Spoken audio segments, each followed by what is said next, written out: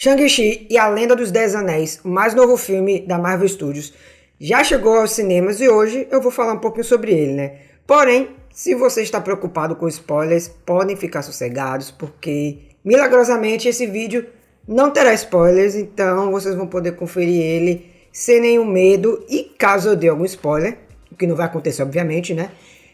Eu irei avisar, porém, não vai haver, então podem ficar totalmente despreocupados. A intenção de não dar spoilers é justamente para poder não estragar a experiência que vocês terão ao assistir o filme. Então dá play e se prepare, porque nós temos algumas coisas um tanto quanto interessantes para poder falar sobre esse filme. Bom, eu já vou começar esse vídeo pedindo desculpas, né, pela minha pronúncia em relação ao nome dos atores e atrizes do filme e de alguns personagens, porque eu obviamente vou acabar pronunciando errado. Então eu já peço desculpas de antemão. E eu começo falando que Shang-Chi, a Lenda dos Dez Anéis, ele entrou pro meu top 5 de filmes da Marvel, né, de filmes favoritos. E eu coloco ele lado a lado com Homem de Ferro no quesito filme de origem. Por quê? O filme é muito bem construído, o enredo é muito bem entrelaçado, né? Toda a narrativa ela é feita de forma linear, em que esse personagem ele tenta se desvencilhar do seu passado e principalmente do seu pai, que é o Mandarim, que controla essa organização dos Dez Anéis, né? Porém, chega um ponto em que Shang precisa confrontar seu pai, precisa confrontar seu passado e principalmente precisa entender seu legado, precisa saber qual é o seu lugar no mundo.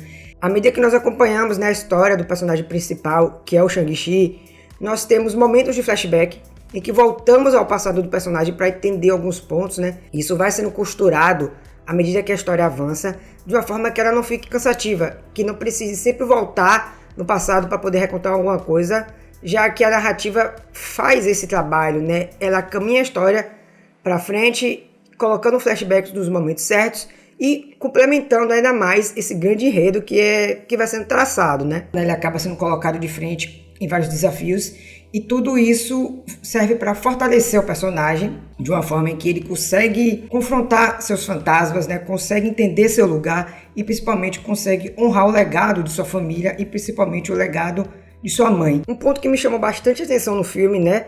E que eu gostei muito e que é algo que deveria ter acontecido, por exemplo, em Mulan, é que boa parte do filme, na verdade eu acho que eu diria uns 40% do filme é em chinês. Então os atores e atrizes eles falam mandarim, e isso ajudou a complementar ainda mais a história, já que ela é baseada, né, na cultura chinesa. Infelizmente eu não conheço nada sobre o personagem, né, sobre o Shang-Chi, então eu acabei indo assistir esse filme totalmente com a parede em branco, né, e eu gostei bastante, eu fiquei curioso para poder saber mais da mitologia do personagem, mais desse lado místico e de artes marciais que a Marvel tem, né, e pouco é explorado, na verdade nunca foi explorado no cinema, e agora se tem essa oportunidade. Tudo isso também serve para criar, né, moldar seu lado heróico para que ele se torne essa nova cara, né, esse novo futuro do MCU. Tudo que o filme apresenta é literalmente lindo de se ver, né, as coreografias são muito bem feitas, os cenários são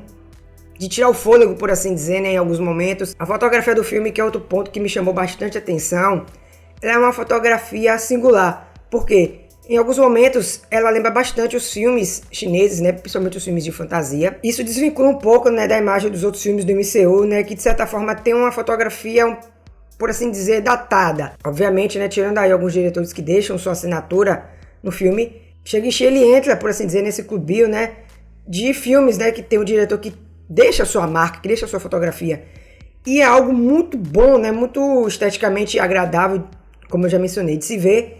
Algumas pessoas eu sei que vão estranhar alguns efeitos especiais, vão dizer que tá um tanto quanto caricato, né, que tá um pouco feio, porém eu gostei, eu acho que combinou, né, com a estética do filme, com a proposta que o diretor e a Marvel queriam dar. É algo no começo um pouco estranho, mas depois você acaba entendendo por que aquilo tá ali e por que foi colocado daquela forma. Então, como eu falei, vocês vão estranhar um pouco no começo, eu não vou dizer o que é, mas depois vocês vão gostar do que vocês estão vendo, né? Vocês vão sentir essa, eu não diria paz, mas essa calma ao observar essas cenas, né? E nesse ponto da computação gráfica, né, ou do CGI, algo que se sobressai são justamente os anéis, né, os 10 anéis, já que seus efeitos em determinadas cenas acabam ganhando muito destaque e fica simplesmente maravilhoso de se ver, especialmente na tela de cinema, como foi o meu caso, eu tive essa oportunidade, né? Então, a gente fica com aquele gostinho de eu preciso ver mais disso, eu preciso saber como isso vai ser mais desenvolvido, né? Eu preciso ver mais dessas cenas de luta que literalmente deixam qualquer fã de filmes de ação, né, maravilhados. A coreografia é simplesmente magnífica. A gente vê que teve um trabalho ali, né? Vários estilos de artes marciais orientais foram utilizados no filme. Em alguns momentos me lembrou muito cenas de Avatar, a Lenda de Aang. Quando vocês assistirem, vocês vão entender o porquê Deus está dizendo isso, né? E isso despertou ainda mais meu fascínio e meu interesse pelo filme. O elenco do filme é outro ponto bastante forte, né? Na verdade, eu acho que é o ponto mais forte de toda a produção, né? Já que ele é composto por atores e atrizes que eu só conheci apenas 2 atrizes do elenco, que era a Michelle Yeoh e a Awafina. Eu acho que eu pronunciei o nome dela certo. A Michelle eu já acompanhava de Star Trek Discovery, né, e algumas outras produções. E a Awafina eu já tinha acompanhado alguns filmes dela, então eu já conhecia bem das duas.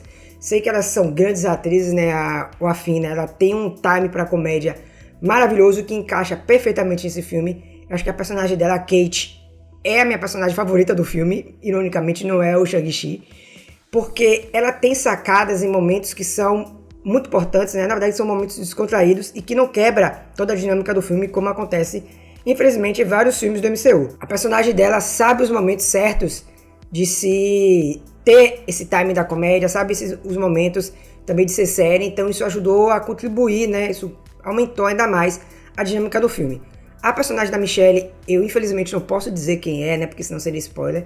Porém, ela tá muito bem no filme, né? Eu espero que ela apareça em algum outro projeto da Marvel no futuro, né? Quem sabe? A gente sabe que a Marvel gosta de sempre trazer esses atores renomados, né, para seus filmes, então fica aí essa possibilidade. No quesito atores novos, tem um Simu Liu, né? Eu acho que eu pronunciei o nome dele certo, que é o ator que faz o Shang-Chi. Eu não conhecia nada dele, porém eu gostei bastante da atuação, né? Ele sabe atuar, ele soube incorporar bastante o personagem. O time dele pra ação, pra comédia e pro drama que o filme pede são muito bons, né? Ele consegue desenvolver esse personagem muito bem. Outro ator que eu não conhecia que faz o papel do Mandarim é o Tony Leung. Sei que ele é um ator bastante famoso na China. Nunca tinha assistido nada com ele, porém eu consegui ver na atuação apenas desse filme o quão grande ele é, né? Ele consegue entregar um Mandarim sério, porém um Mandarim com profundidade, né? Um personagem que tem mais camadas, não é um personagem unilateral, um personagem que em determinados momentos você passa a gostar, depois você passa a odiar, você consegue entender a motivação dele, que é algo que tem que ser destacado. Porque no início a gente sabe que tem muitos vilões que não tem essa oportunidade, né? Que são literalmente unilaterais, que só aparece naquele filme e que você se pergunta assim, qual a motivação desse personagem? No caso do Mandarim, do real Mandarim, ele tem a motivação dele, é uma motivação, por assim dizer, justa, apesar dele ter tomado os caminhos errados.